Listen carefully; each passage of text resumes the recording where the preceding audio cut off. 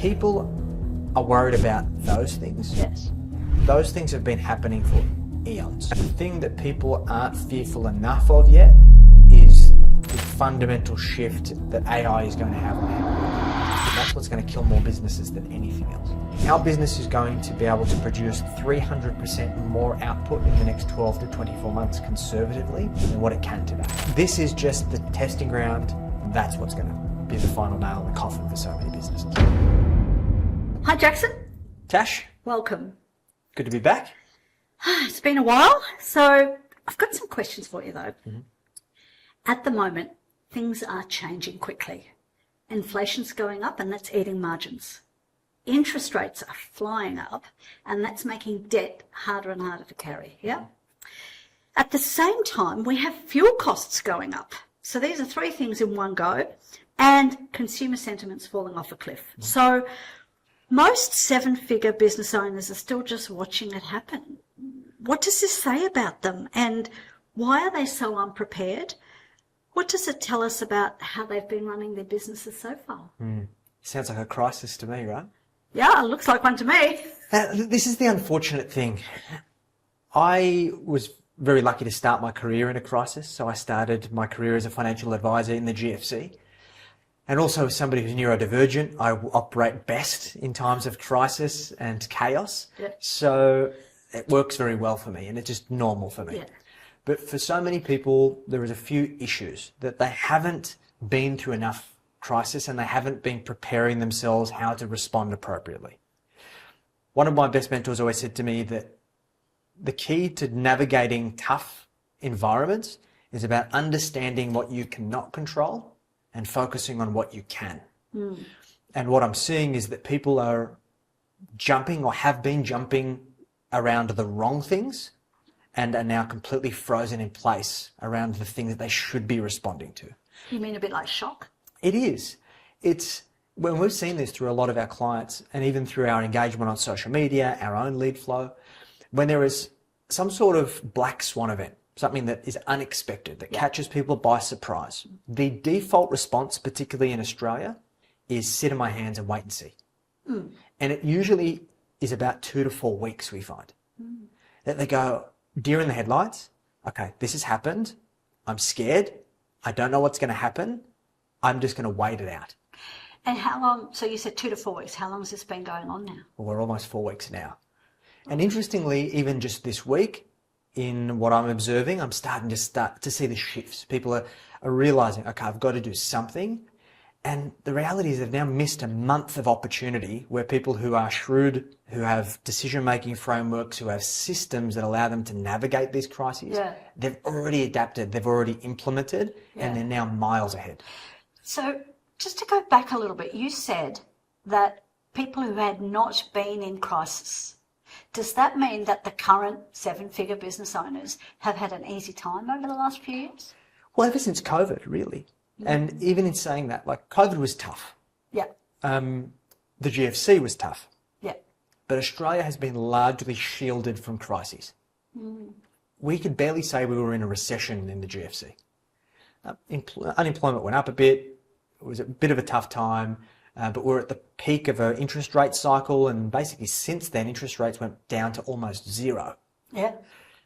COVID, with the really exception being Melbourne, and most people had some degree of freedom. Yeah. Sure, there were certain businesses that were crushed, hospitality businesses and whatnot, but we saw gyms pivoting, we saw allied health businesses pivoting, we saw trade businesses absolutely flying through that time because there was so much economic stimulus in the economy that people were just spending money like crazy. Right? So the people who went through, say, COVID, the business owners who went through COVID, have they picked up better, or are they still in that shock group?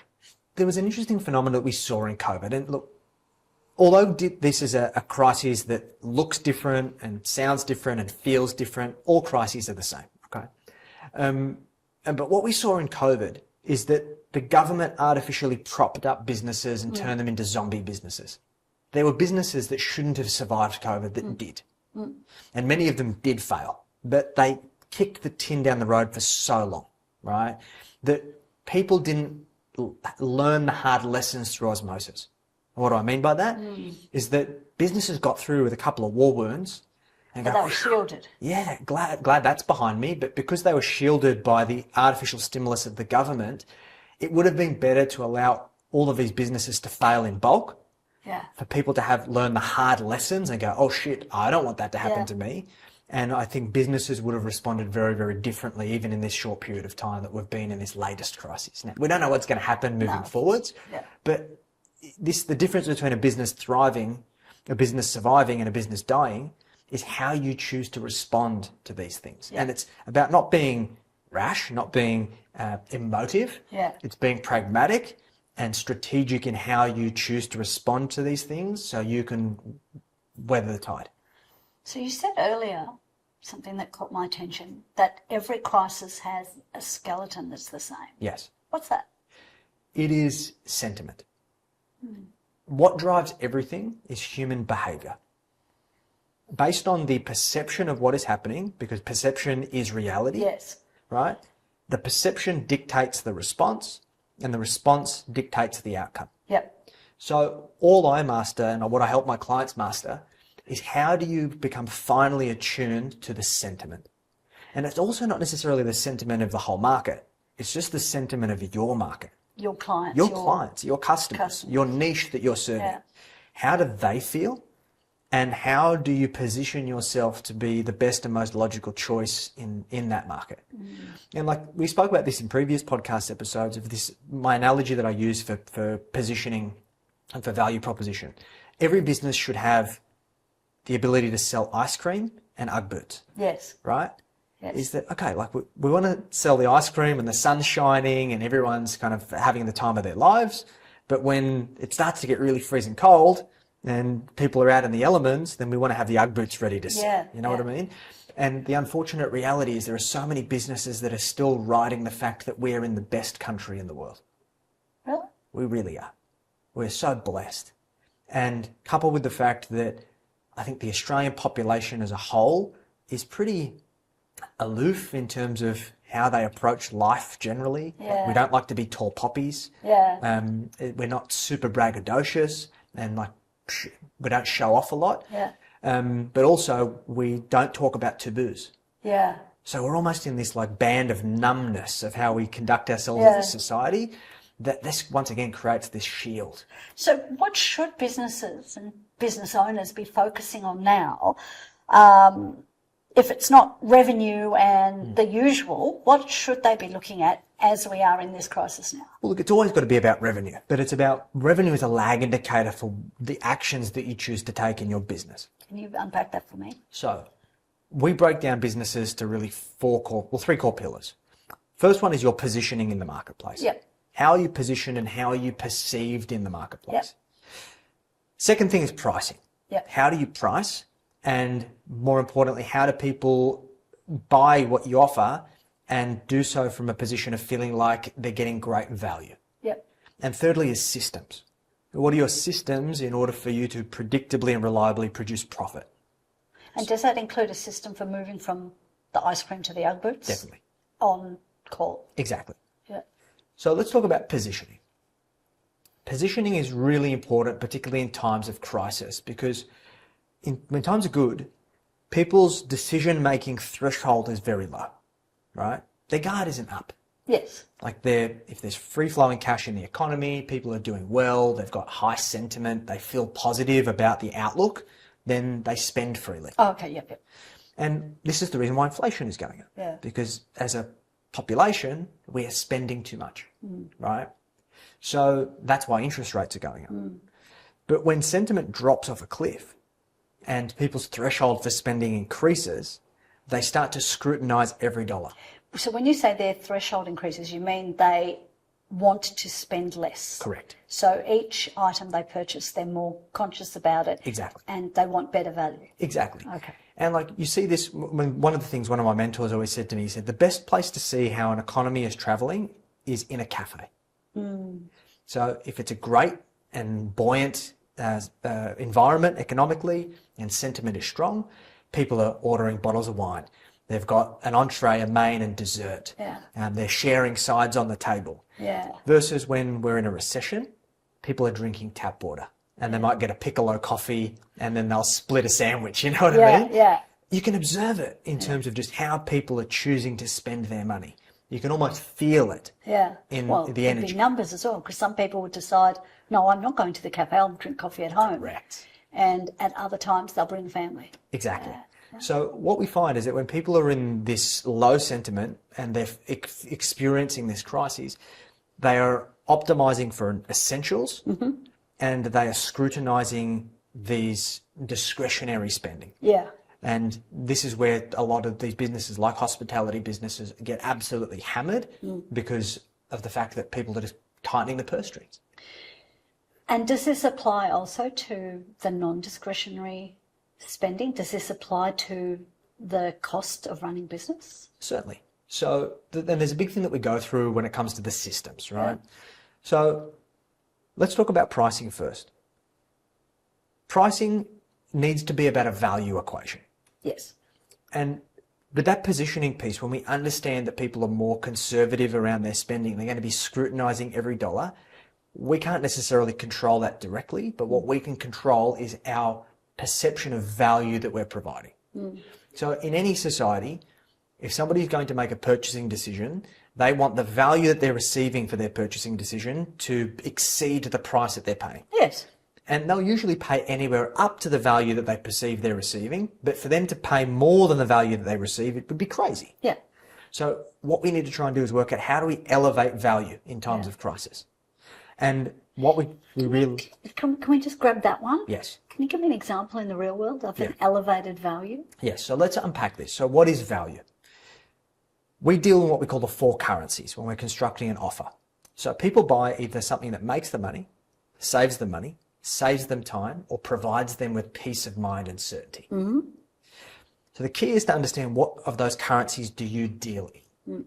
Now, if, let's say you're an electrician, and most people are calling you, even in good times, for peace of mind purposes.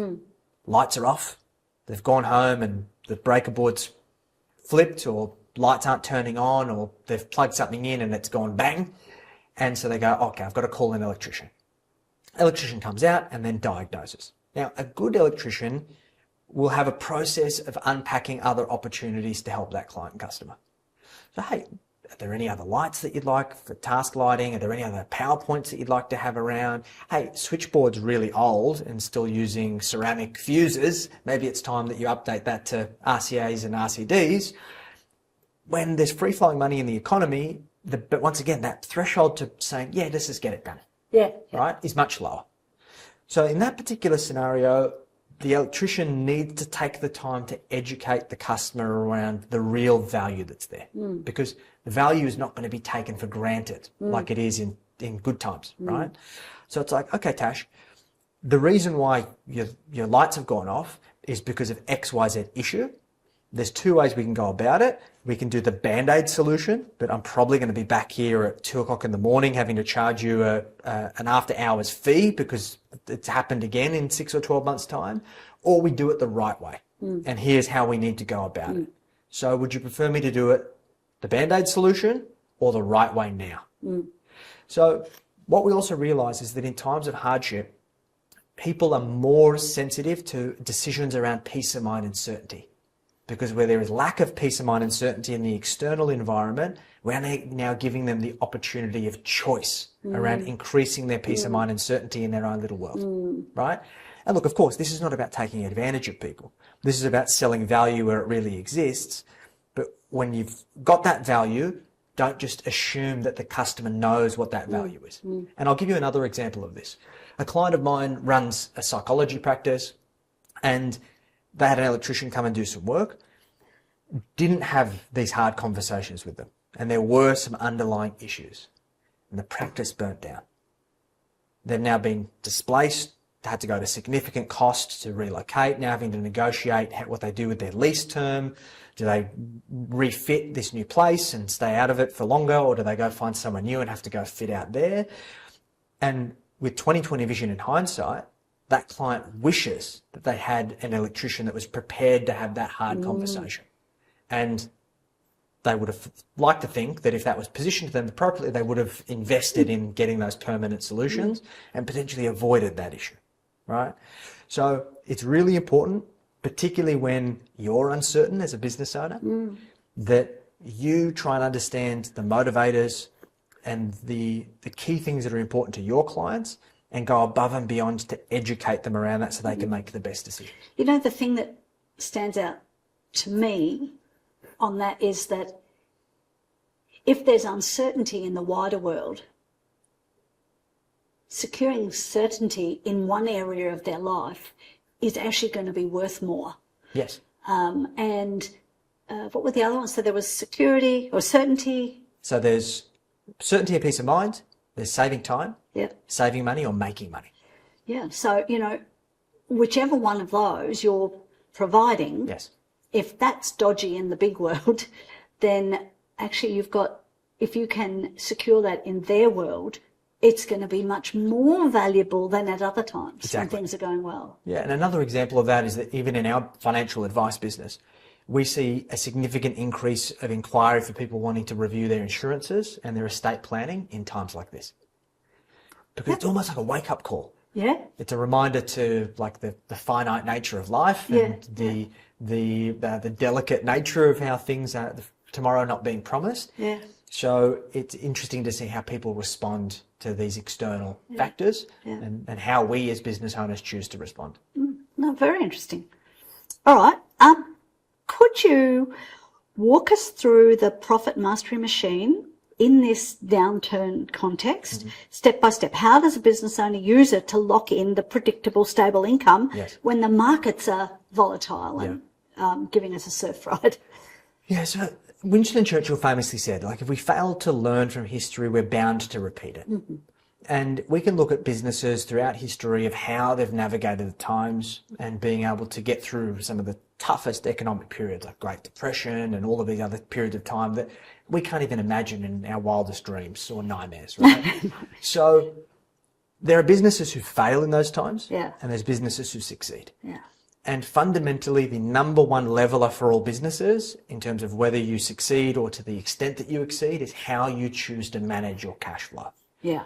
And most business owners, particularly in this 7 to 8 figure realm, are atrocious at managing cash flow. Really? And the reason for it is because of just the sheer amount of complexity that they have in their business. Yeah. I'll give you an example. We had a client who came to us who had a labour hire and a plant and equipment hire business, doing about $10 million a year. And over the previous 12 months, he lost $800,000. Ouch. It's a big loss. So what we identified was the issue is that the business was growing 30% year on year. They were busy, but there were a couple of fundamental issues. The first one was he was spending 60% of his top line revenue on wages. 60%. Now, as a benchmark for our clients, their wages should be between 30% and 40%. 30% is optimal. 40% is when you're in a growth phase. But any more than that is ridiculous because you can't make enough margin after all of your costs to run a profitable business. Second thing was debt. This guy had a significant amount of debt in his business. And that debt was a band-aid solution for a deeper financial problem. So he took on debt because he had significant accounts receivable, so money that he had earned, but his clients had not yet collected paid. Yet.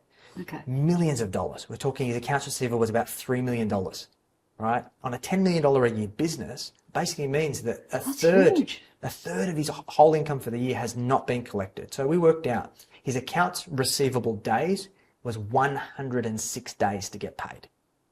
Crazy. Yeah. So he had to get his money from somewhere. So what did he do? He took on invoice factoring, which basically you go to a finance company, they pay you on the invoice, and then essentially they go and chase it. But the fees on that were exorbitant, right? And when we looked at it, we're like, well, okay, there's 170... It's like being a banker without getting any interest. Correct. Exactly. Well, there was $170,000 in fees for invoice factoring.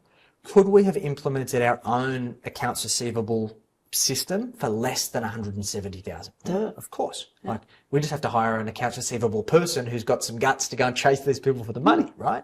And there's also a question around were we taking on the right clients in the first place, right? And then the last issue was how he chose to take money out of the business. There's director's loans. And this is a funny thing, and we see a lot of clients get stuck in this, is that a director's loan does not sit on your profit and loss statement, right? Because profit actually doesn't exist until you get to the end of the financial year. Yeah. So as a director, if you're taking money out of the business, it sits on the balance sheet until 30 June, and then your accountant either decides like, okay, there's enough of a profit and we're going to use some of that director's loan to then use as profit, and that gets distributed out on paper because you've already taken the money, right?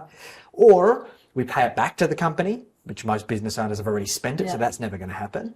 And then the third option is that we have a Division 7A loan, which now you've got to pay it back over 7 years to the company at 8.3% interest, principal and interest, and the interest is not tax deductible. Yeah. And this guy had taken millions of dollars out of the business over years, and his accountant didn't have the guts to have the hard conversation with him. So, is it that the accountant didn't see it that way, or they're just weak? They're weak. What I often see is that they very timidly have this conversation of like, Division 7A is an issue, but we'll deal with it next year. Like it's just, they don't have the ability to say, Mr. and Mrs. Client, what you're doing is not sustainable. You should be on wages, and you should be apportioning enough for tax. So then at the end of the financial year, we can declare this as a dividend. You pay your fair share of tax because it's not a surprise. So do they not have the position to speak properly? Do they? There's a number of factors. On one side of things, it's a character thing. Yeah. These are highly detail-oriented people who love the numbers and love the spreadsheets, don't necessarily have the confidence and the personality type to command that. The second thing is saving face with their client. They don't want their client to see them as the issue, so therefore they dance around it. So, and look, inadvertently they become the issue. But yes. What this all comes back to is that this guy had a fundamentally flawed financial model. And anyone listening to this would think, $10 million a year business, he must be crushing it. So what do we do with that?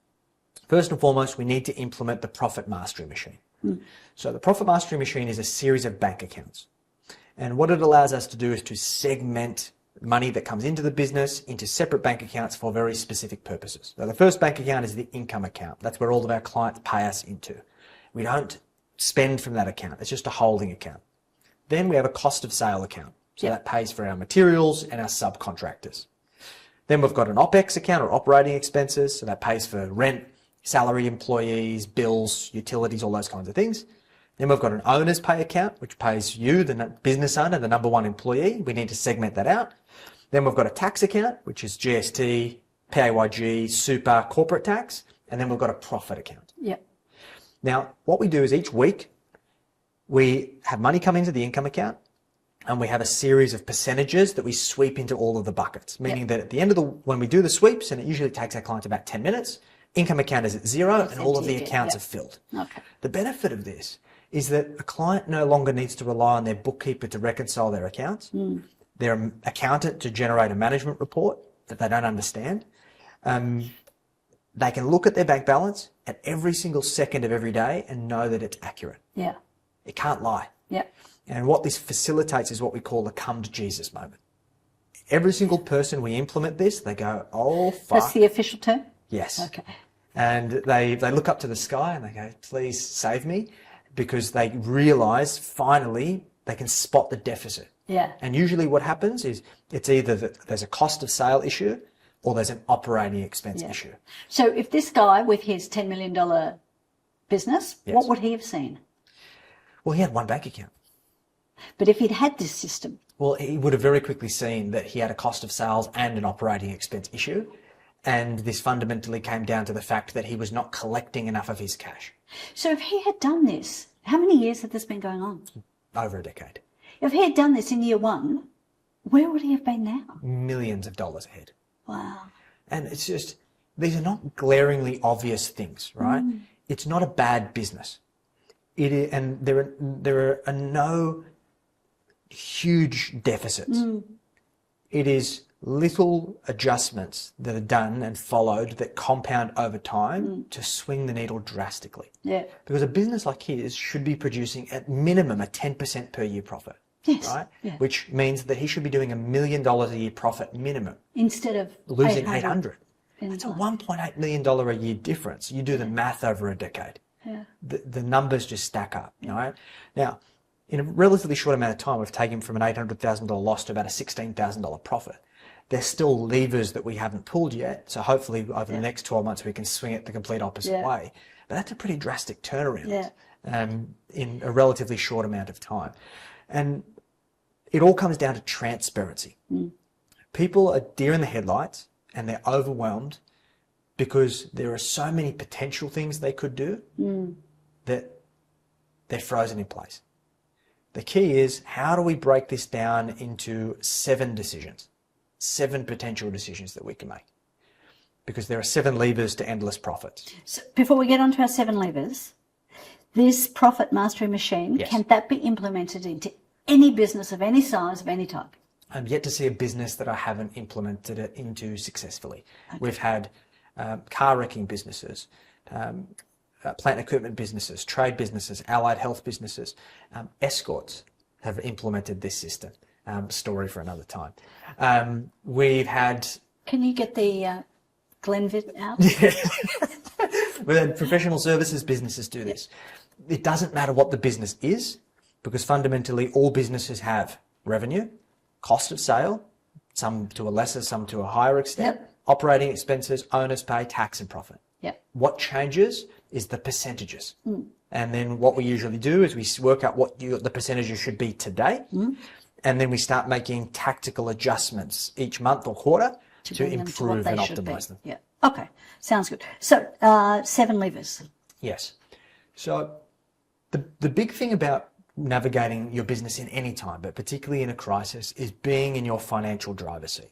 Because when we break it down, every business has what we call a financial runway.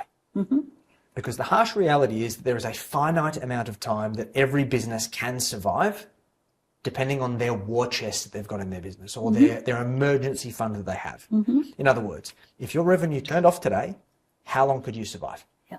And for most businesses that I see, that is less than a month.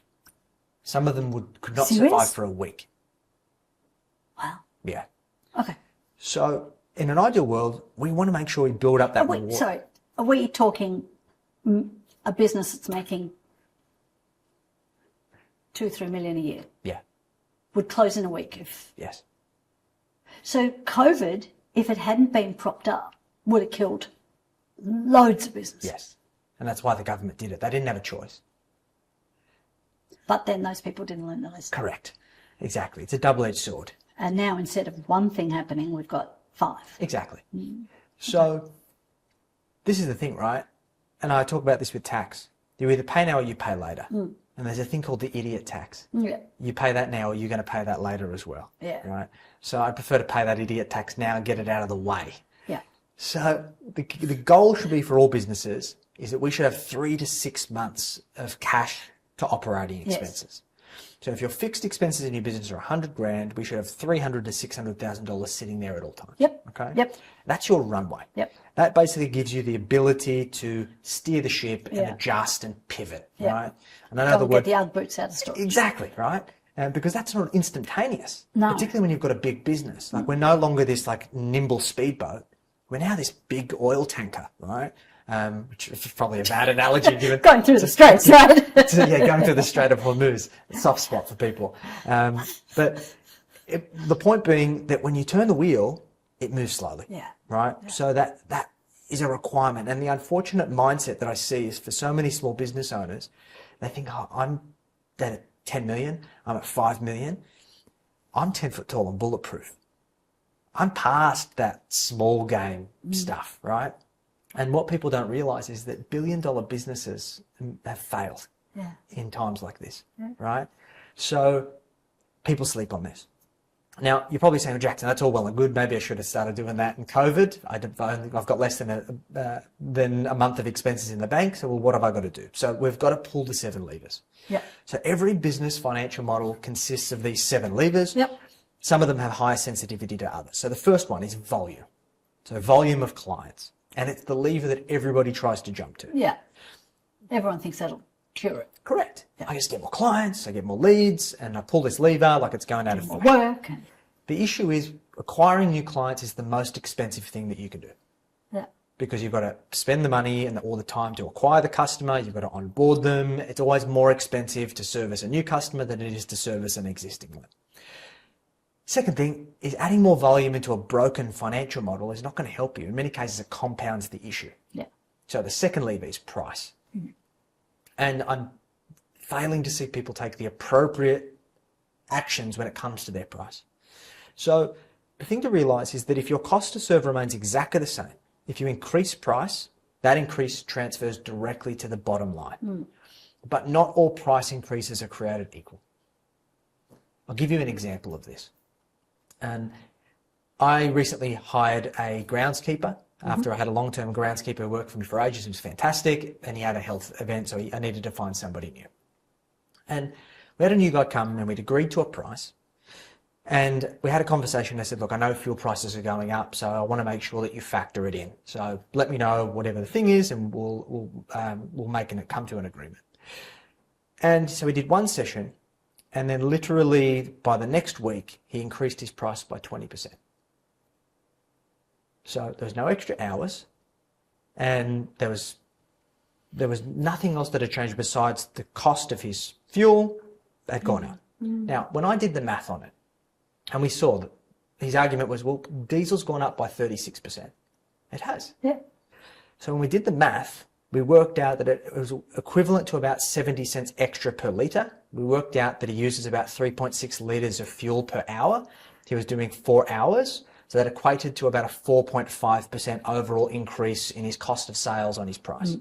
Now, I was more than happy to pay him 10% for his troubles. Yes. But to go and just do a 20% willy-nilly price increase without thinking twice about it, just because there's cost of living pressures, is not how you go about this. So the risk that we have, and this is also from what most business owners are fearful of, is I put up my price and I'm going to lose customers. Putting up price alone is not what loses you customers. It's how you choose to put up your price that loses customers. Yeah. Okay. Once again, this comes back to positioning. Now, let me give you some numbers to wrap around this. We did a study across all of our clients, and we worked out that our clients could increase their price by 10% and afford to work with 13% less customers and make the same amount of money. Now, As in at the profit end. exactly. So the idea was that when they implemented it, there was never that amount of client loss. Yeah. In many cases, they lost no clients because they followed the right process. Yeah. So we've got to realize that when people are paying a certain price, there is a price anchor. They have an experience of what the price always was. So if the price is going to go up, there needs to be either an increase in value or a reminder of the value. Yes. Right? It's like, hey, this is what you've been getting all along. Do you value that experience? Do you value the outcomes that you're getting?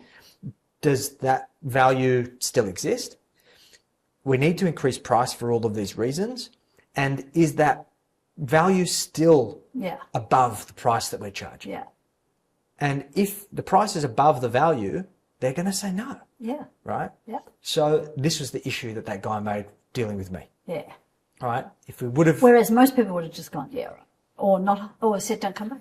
Yeah, exactly. Yeah. So this is a learning experience. Now, so the point is everybody needs to understand the shock of price increases, fuel increases and whatnot.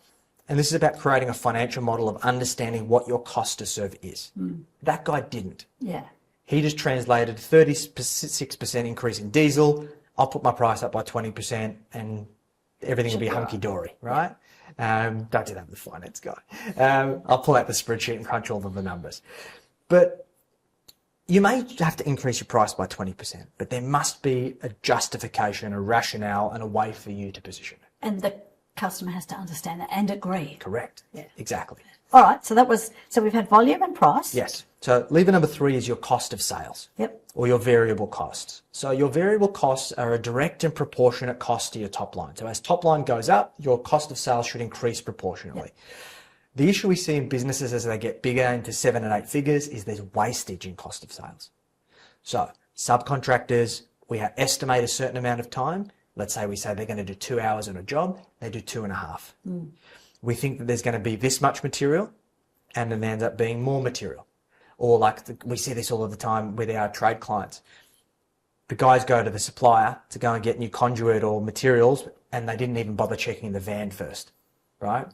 Like, it's just things like this, that there is this she'll be right attitude in the stakeholders, that there is no accountability to that. So the goal is, let's go tighten those things up. Let's get efficiency, because any efficiency that you create in your cost of sales, once again, transfers straight to your bottom line, right? So that's the next thing. The next lever is your operating expenses. Now, the amount of business owners that I see that don't have an operating expense audit ever blows my mind. That they have never downloaded their bank statements and gone through line by line with highlighters to actually justify all of the expenses. So there's subscriptions in there for some cases thousands of dollars a year that they've never used. They go, oh, I forgot about that. Things on annual subscription renewals that they don't even realise that they're getting hit for thousands of dollars every time they renew, and they're stuck for another 12 months. Is this a new problem that has come in since digital stuff? It's definitely got worse. Yeah. It's definitely got worse. So you need to sit down every month. Yeah. So get your financial controller or your accounts person, or if you don't have one, your bookkeeper or your accountant, once a month to do a download from your accounting software with all of your bank transactions. Get them to set up a column with a drop down that's either keep, negotiate, or cut. Yep. And when you go through every line, and you must justify every single one. Yep. Is it making me money, or is it saving me money? Yep. Or is it saving me time? Yep. And there's also the peace of mind element, right? Insurances and those kinds of things, which we need. They're a necessary evil. We've got to have them. But you might be paying for an insurance that you haven't spoken to your broker to renew to see if there's a better or a cheaper policy, right? Like, this is an opportunity for you to review. Now, what we find is most people, when they do that, it might take them a couple of hours the first time. We have 5 businesses. We've got thousands of transactions a month. We've got 65 staff. And this whole process probably takes me 15 minutes a month now. Because you know what's on there. I know what's on there. Yeah. Like, there's only a handful of things that I just need to sit there and go, is this really adding value? Yes or no? Yeah. Yeah. And if something is adding value now, we put it on a watch list. Yeah. So, okay, cool. Let's check it again in 30 days time and see if it's still adding value. And we've got to be ruthless with this, and we've got to make sure that everything is justified, because there's no space for fat, right? Well, you don't want it at this point. You want fat the profit. Exactly. Bang on. Because any of these little discrepancies are just coming out of your pocket. Yeah. So these are what we call our profit and loss levers, our 4 profit and loss levers. So volume, price, COGS, and operating expenses. Now we go to the balance sheet levers. Now, depending on the type of business that you run, this may or may not affect you. So the first lever is your accounts receivable days. Yes. So how many days does it take you to get paid on your invoices? So if you're in a business that gets paid in advance, fantastic. McDonald's. Beautiful, exactly. For all of that stuff, we get paid in advance. So we've removed the whole accounts receivable equation, because there is this culture that has now become just generally accepted that you should be using small businesses as interest-free credit. Well, if they're going to offer it, who's going to say no? Exactly. And what we've got to realise is that somebody decided once upon a time that that was a thing. Yeah. So I understand for certain industries, like in certain trade and construction businesses, they can't charge everything up front. There's limitations. But there's ways that you can position it of, okay, I can take a certain amount in deposit, I can do progress payments, and I either have everything paid on completion, or if I'm going to offer payment terms, there has to be a premium. So a strategy that we implement with a lot of our clients is called advanced and easy pricing. Yeah. So we say, okay, Mr. and Mrs. Client, we have 2 options that you can pay. The advanced option is that you pay upfront or you pay on completion, and you get a 10% discount. Or if you want 30-day payment terms, there is a 10% premium. Yep. So are you an advanced or an easy person? Now, the kicker here is that we don't discount the advanced. No, we put a premium to the easy. Basically charging interest for lending them the money. Exactly, as you should. Every bank does it. That's right. That's right. So it's a really simple strategy, and what we find is that 70 to 80% of people offered the advance will pay up front. because they should have had the money to pay for it anyway. Yes. They're only taking the credit because it's available. Yes. Right? Yes. So then we've got work in progress days. Yeah. So if you run a business that does project-based work that you can only invoice once it gets to a certain stage or once the job is complete, you need to be looking for ways to be more efficient in getting it to the billable stage. Yes. So if you're building a house, okay, how do we go from foundation to framing? So we do the installment payment. How do we go from framing to putting the roof on? How do we get it to lock up? So on and so forth. And managing that effectively. What can you be doing in terms of your workflow and your utilization and productivity to ensure that we're minimizing the number of days we have things in WIP? And then the last one is accounts payable days, which is how many days does it take you to pay your suppliers and customers? And in an ideal world, we want you to get paid before you have to pay your suppliers. So what I often see is like people have accounts receivable days of, let's call it 60 days, but their AP days is 30 days, which now means that they're 30 days out of pocket and they're wondering why they're having cash flow issues. Yeah. Well, they're being a bank. Exactly. So the goal is, how do we flip that on its head? How do we get paid in 30 days? And then how do we pay our suppliers in 45 or 60 days? We don't want to be a dick. They're running a business too. But we want to make sure that that cash conversion cycle is the right way around. It's got to be, the fraction has to work. Correct. Yeah. Exactly. So if you're in a business where the balance sheet stuff doesn't matter as much because you collect your cash up front, then you just focus on the profit and loss levers. And this is where we should be focusing the majority of our attention. So if business owners today were to sit down and look at all of these, they would find places to make immediate improvements. Yes. Yeah. And even if it's 1%, 2%, 3%, right? Like 1 or 2 and 3% adjustments here could mean hundreds of thousands of dollars a year in profit. And not only that, as a result, we can drastically increase the valuation of the business as a result of increasing the profit. Yeah. Right? We can build the war chest faster. And whether you like it or not, have the financial means to capitalize on the opportunities that only present themselves in times of crisis. Like wealthy and affluent people wait for decades for opportunities like what we're going into. And this is where we see wealth change hands from the people who were unprepared into the hands of the people who were. Yeah. Because they are waiting. So if you don't want to be one of those guys sitting there going, well, I lost my business, how do you come out of a downturn stronger than when you went in? Well, it comes down to pulling those levers. And ideally, we should have pulled these levers years ago, right? But as they say, the best time to plant a tree was 20 years ago. Second best time is today. We need to start pulling those levers. Yeah. And it's just about how do we ensure that we are making those adjustments to stand with the times, to get with the times. Yeah. Oh, so we've talked about pricing. We haven't talked that much about positioning. How do we look at a positioning pyramid to attract the best clients for any business? How do we do that? So my philosophy has always been there's inevitably always going to be an affluent part of the market that is unaffected by crisis. Okay. There are always going to be people who are doing well. Okay. Our goal is to be working with those people who have the financial means to buy our products and services in any economic time because they're unfazed by those times, right? And that market is an affluent market. We want to deal with people who've got money, right? And this is why I always talk about how do you create platinum or premium positioning? How do we build a business that we are the most expensive, we are the highest value, we are the upper echelon that people aspire to want to work with, right? And that is ultimately the goal. Yeah.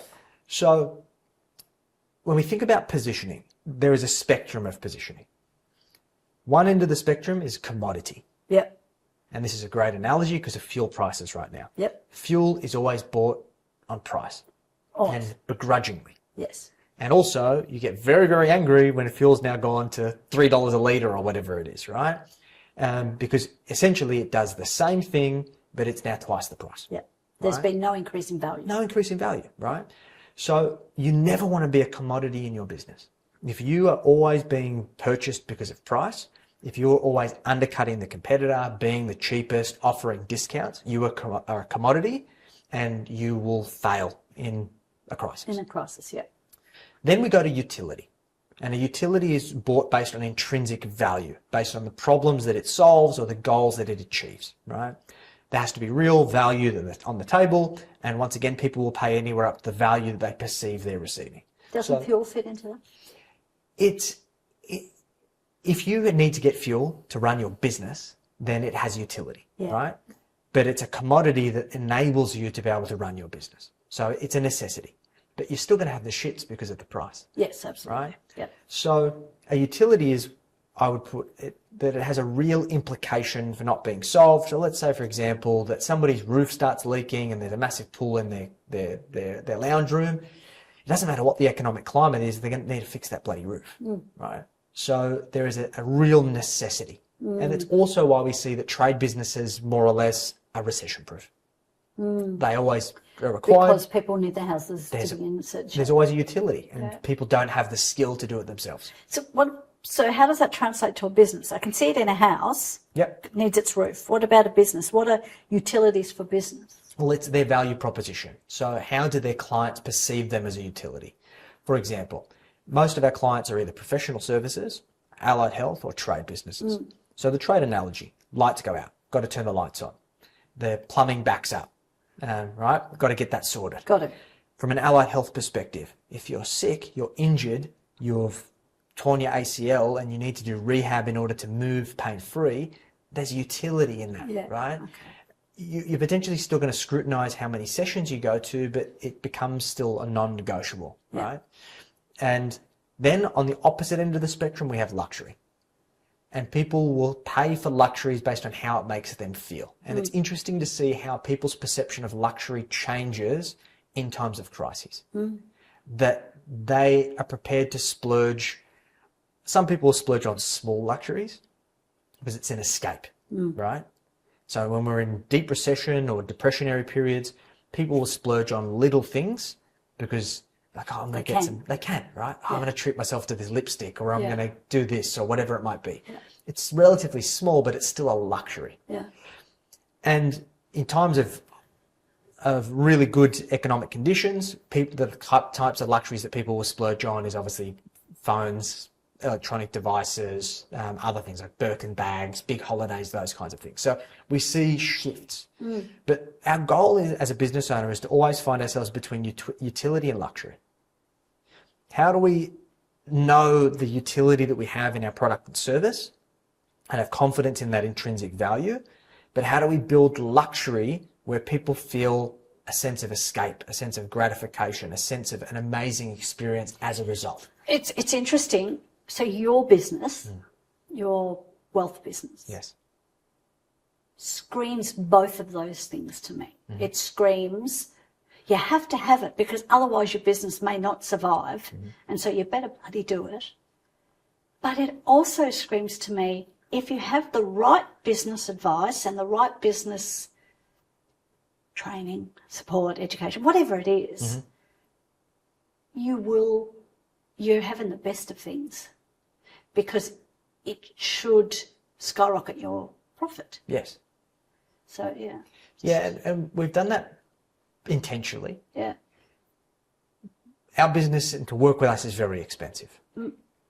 And so we want that to be aspiration, but people see it as a luxury to have the opportunity to work with us. There is also a finite capacity of the amount of people that we can work with. Yeah. So therefore that makes it scarce. Yeah. And the utility in what we do comes through the content and everything that we do, that we are constantly adding value. So even people who are just observing, who are just along for the ride, who are just following me on social media or whatever, they're still getting utility from what we do. And what that now does is this creates this bank of goodwill that starts to shift them towards that luxurious decision being a nice to have. Yeah. That as that bank of goodwill increases, they now feel in a way obliged to have to come aboard. And the thought, and we have a lot of clients who say this, they said, I first saw you, I thought you were a weirdo. I don't know why. Accurate. I don't know why. And then I listened to what you had to say and it made a lot of sense.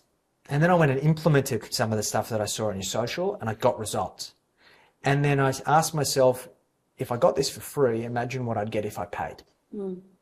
So what once was a luxury now becomes a necessity. And this is the kind of thing that we need to understand in our clients' psychology in times of crises.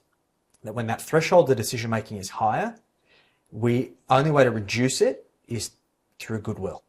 Right. How do we create a relationship with these people by leading with value? Yeah.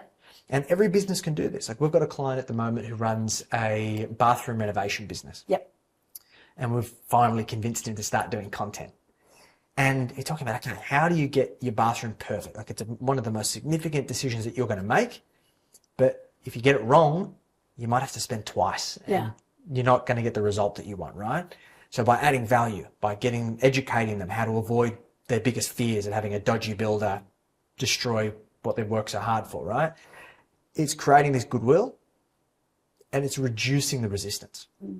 That where certain people who are, let's call them unindoctrinated, he might quote them $50,000 for a bathroom and they balk and they go, oh yeah, Joe Blow down the street quoted us 20. Yeah. Now we have people who are happily paying $100,000 for a bathroom. Yeah. Because they understand the value that's there and the goodwill, the trust, the relationship is there. Wonderful. Okay. So we've looked at the 7 pillars or 7 levers. Okay. Let me see what's next. War chest system. Yes. So this is the one that if you have a good fat war chest, you're more likely, and you use all the levers, you're more likely to survive a crisis. Yes. Without any war chest at all. You're not going to. Exactly. And like we spoke about this idea of what we've observed is that this shock in sentiment usually lasts 2 to 4 weeks initially. It's like around these significant events. And like there might be multiple events in succession, which now means that continues on potentially for months, right? Or with very small periods where kind of people go back to normal and then back into this kind of sitting on their hands again. So imagine that even just those things have a 10% impact on your revenue, 20% impact, a 30% impact. This slowly starts to erode that cash. That slowly starts to mean that you now can't pay your tax on time. That now means you're on payment plans. You're paying general interest charges, which are no longer tax deductible. We've got payday super coming into play as of 1 July, meaning that you have to pay super for all your employees on payday as opposed to quarterly. Yeah. You can't kick the tin down the road. So unless you have that war chest, what are the alternatives? Take on debt. And sure, you might be able to, but what we see in many instances is that if you're in a bad position, the banks don't want to lend you money. And the banks that do are going to charge you exorbitant interest rates that are going to send you into the hole even faster. Yeah. So it's a slippery slope. So the key needs to be, how do we optimize this financial model and start putting money away? Yeah. We've got to do it. We don't have a choice. Yep. Or you may as well just fold up the business and go get a job. So what percentage of businesses have a war chest today? Interestingly, out of all of the thousands of businesses that have come through our doors, less than 15% have a proper war chest that exceeds 1 month of cash to expenses. Just 1 month? 1 month. How many have a few years? 15%. Well, they won't have a few years, but the maximum that we've seen is probably 12 months. The vast majority of that 15% that have over a month, I'd probably say they're at 2 to 3 months of cash to expenses. I'm surprised. And the interesting thing, and it's because of the scale, right? Yeah. When you've got a $10 million business and your monthly running costs are, let's call it $500,000. Yeah. To have that 3 months of cash to expenses, it means there's $1.5 million in cash sitting there. And most business owners think that's an extraordinary amount of money. They're sitting there doing nothing.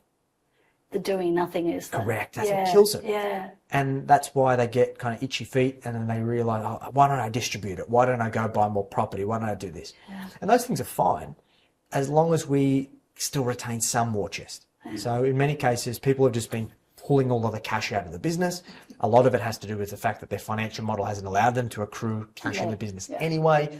Or a lot of them have just got itchy feet and distributed it. And now they're asset rich and cash poor. So it's about finding this balance, right? Like even in my business, I keep at least $1 million in cash sitting there at all times. Yeah. And I still have that feeling as well of like, oh, maybe I should do something with it.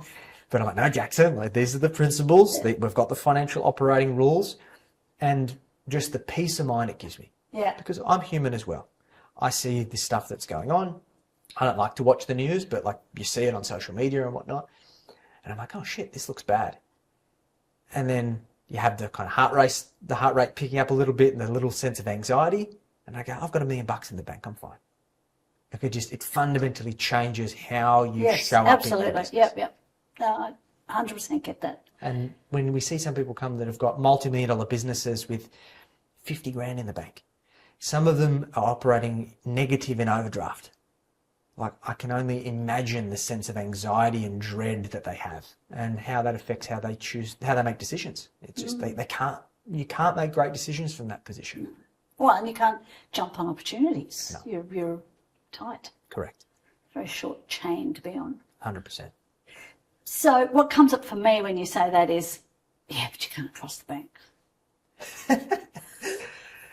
Look, there is inevitably going to be macro risks and systemic risks that we cannot foresee. And that's the whole idea of a black swan, right? A black swan is something that we don't see coming. Like we had this session a month ago, and would we have ever imagined in our wildest dreams that this whole situation would have happened? No. No, that's a black swan, Yeah. right? So the idea is this is about trying to get asymmetric risk versus return. So it's like I'm weighing up, well, what's the probability of my business going through hardship if I don't have this cash available? Versus what's the probability of a bank going bust? And then, okay, how do I manage those risks? Well, I can manage my business going through hardship by having liquidity available. And so that's pretty binary. It's pretty straightforward. And then the banks going bust, well, do I move money between different banks? Sure, I can split my risk. So there's things that we can do to manage that risk, but it's also about what's the likelihood of those things. And the other thing that comes up for me is, if you've got $1 million sitting in the bank, you can afford to lose $1 million sitting in the bank. Sure. If you don't have it, well, Exactly. there's no question. It's better 100%. to have it, and someone steals it, then you've never had it. Yeah, exactly. And look, and I feel like this situation that we're in, this is not going to be another GFC. I don't feel. It's going to be difficult, but I feel like we're going to find ourselves in this like stagflation situation. And what does that mean? So we have a stagnant economy that kind of trends sideways, but we have inflation that's taking longer to come in check than what we're used to. And the issue with that is that if your business stays flat, if your income stays flat, but the cost of living continues to go up, you're going backwards by default. Yes. Right? Yes. So the goal here is how do we ensure that our business is growing above and beyond inflation so we are compensating for the increasing costs of living. Yeah. Right? That's really what we're trying to do here. And then waiting for the tides to turn. Yeah. That's my thought.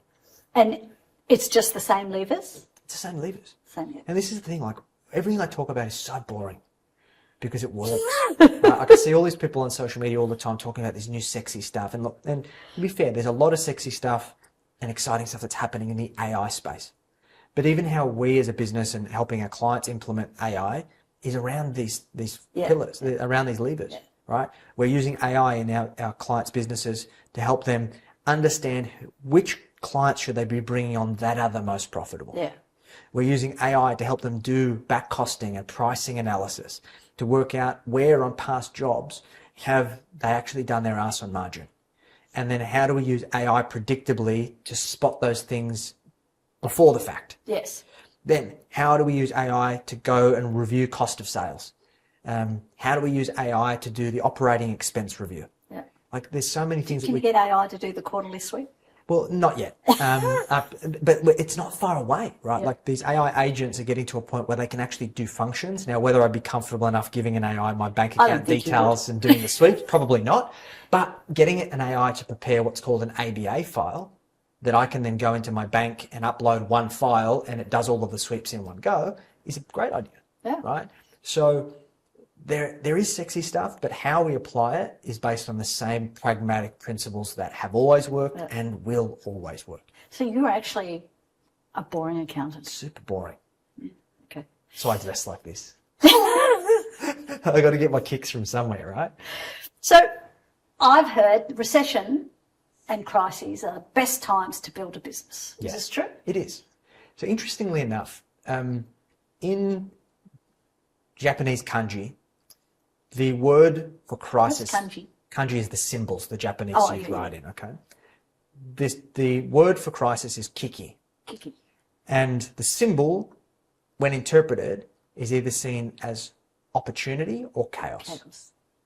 So this is about your perspective, right? He who said he can and he who said he can't are both right. And the idea here is, how do we get excited by volatility? How do we get excited by crises? Because it does become a great reset. And ultimately what it comes down to is that those who are prepared to act and take the right actions will win over the ones who don't. Give me a boring example of it. Talk to me about an UGG boot company or some business looking at crisis and going, ooh. Well, the age-old example that I love is Kodak. Okay. Right? Kodak had a monopoly, phenomenal business in terms of their print business. And Kodak actually invented the digital camera. And what did they do? They saw it as a threat to their core business and they locked it in a safe. And it became the downfall of their business. Yeah. So the thing that they saw as the threat, that they could have turned into the opportunity of how do we pivot our business fundamentally into the future, they tried to bury because they saw it as a threat to the status quo. Yeah. And this is the underlying principle, and I think this is a big risk that people overlook. Most people are afraid of killing sacred cows. Yes. It is the things that they have always accepted as how things are done. Yes. It's the punch they don't see coming that knocks them out. It's just like, we've always done things this way. This is the way the world works. This is the way the industry works. This is how we do things. It is that type of mentality that will inevitably be the downfall of your business. All right, I can see that in things like digital cameras and AI and those things, but how do I see that in terms of petrol prices going up and people being scared to spend money, and how do I see the positive side in things that intrinsically look negative? Here's the thing. People are worried about those things. Yes. Those things have been happening for eons. Yes. Right? The thing that people aren't fearful enough of yet is the fundamental shift that AI is going to have on how work happens. Yes. That's the threat. Yes. That's what's going to kill more businesses than anything else. Yes. And what we're going to see is that people who fail to embrace AI in their business will be outpaced and outmatched by people who do. So to you, is that the one that's going to wipe 80% of businesses off? Biggest threat. Yeah. And people just aren't ready. And it's not that they're not just not ready. This whole theme that we've been talking about today around inaction, Yeah. that is one thing when we're dealing with fuel prices. Yes. But when we're dealing with something like AI that is developing at an exponential rate, unlike anything we've ever experienced in human history. Geez, I wonder if it was like that when they invented writing.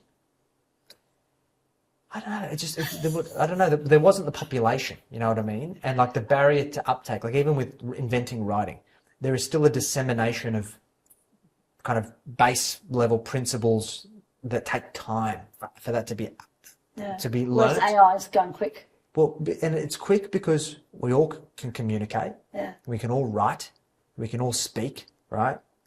And AI can adapt to how we already do things. And also just the exponential rate of growth. Yeah. We've just experienced nothing like it. So my hypothesis on this is, and we're planning for this in our own business, our business is going to be able to produce 300% more output in the next 12 to 24 months conservatively than what it can today. Meaning 300% more clients? 300% more clients for the same headcount. For the same amount of work? Correct. Same number of staff? Same number of staff. Yep. So my philosophy on this, and there are a lot of businesses who are, I think, acting too aggressively and laying people off and trying to replace them with AI. Okay. These are big businesses, like multinational, publicly listed businesses. I think that's premature. But they're testing, right? Yeah. I think a lot of those businesses are going to re-employ a lot of those people that they've let go. My stance on this is that my intention is not to let go of anybody. We've got about 65 staff at the moment. My goal is by next year we'll be at 100 and we won't need to hire again. Yeah. And that workforce of 100 will be able to do the output of at least 300 people.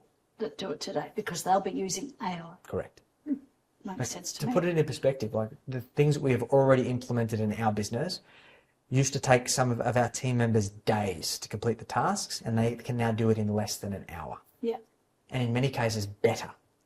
Yes. And well, my observation has been that with the AI tools, creativity becomes unlimited because you're not, it's like when the computers, you're no longer having to handwrite everything. Yes. You can just do this and it's done, and exponentially quicker and easier, and you can try 3 different versions without any effort. Yes.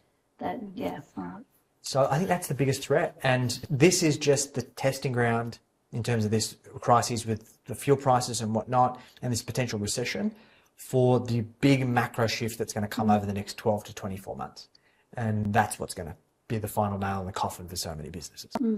The ones who don't try Correct. and have at least one leg in the race, yeah? Exactly. All right. Last thing then for today, the lifestyle business scale plan. Tell me about that. Yeah. This comes back to, once again, making the right decisions. So we've worked with thousands of businesses. We've helped them build over $3 billion in combined wealth. We have a lot of data. And we've been able to work out that there are essentially 5 core stages that businesses go through. And then actually once they get to the 5th stage, we add a 0 and we start back at the beginning again. Okay. Because interestingly, we outgrow the whole system and we've got to start it again. And by each of these stages, there is a series of things that we must focus on that allow us to go from that stage to the next stage. Yeah. The thing that I observe in small businesses is that a lot of their pressure and the things that fuel their indecision is FOMO and keeping up with the Joneses. Really? Keeping Yes. up with the Joneses is still a thing in business? They see what other people are doing and they think, oh, that's what I should be doing. And they're trying to do things based on their chapter 2 that somebody else is chapter 30. You know what I mean? Yeah, yeah. So we go through 5 stages. First stage is battle. Battle. And battle is about proof of concept. Yep. It's about proving your business model. Yep. That is usually up to about $500,000 a year. Next phase is comfort. Yeah. And comfort is about trading time for money. We have a proven system. We know it works, so we've been able to get it to $500,000 a year. This is about trading enough time for money to get some scale, get some runs on the board. That usually gets us to $1 million. Okay.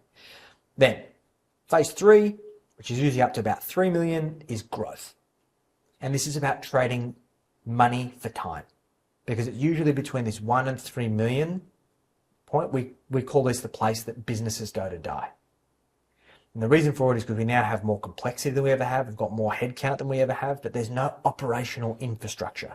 It's usually an owner as the hub, and then all of these spokes of all of these people that only look to the owner. And it's too much. It's too much. They become the biggest bottleneck. And the common feedback is they're like, fuck, this business is the biggest it's ever been, but I'm the most stressed and I'm making the least amount of money that I ever have.